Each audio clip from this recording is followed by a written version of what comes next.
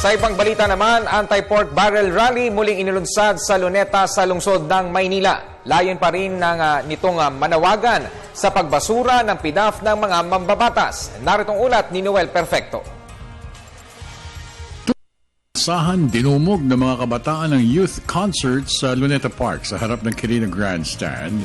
Pati mga magulang ni ibang mga minor de edad na nais makisaya ngayong araw ng Marcha ng Mamamayan ay nagsidatingan rin upang makiisa sa ikatlong araw ng selebrasyon ng matagumpay na kampanya ng bayan kontra sa maling paggamit ng Priority Development Assistance Funds o PDAF. Kumpleto ang iba't ibang sektor ng lipunan na naglakad at nakisiya sa tinaguriang People's March sa malawak na lugar ng Rizal Park sa harap ng Quirino Grandstand na nagresulta naman sa isang animoy kapistahan para sa lahat ng nagsidatingan sa ikatlong araw ng kasiyahan.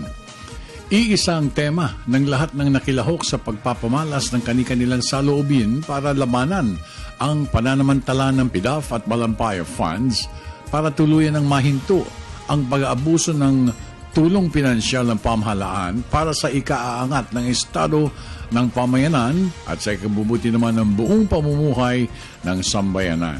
Bagamat hindi nakidalo ang inaasahang maraming bisita ngayong araw na ito, kumpleto pa rin ang mga otoridad ng kaayusan upang matiyak na magiging masaya at maayos ang napakahalagang araw na ito para sa lahat ng mahilig at tuwid na daan. Para sa Telebisyon ng Bayan, ako naman si Noel Perfecto.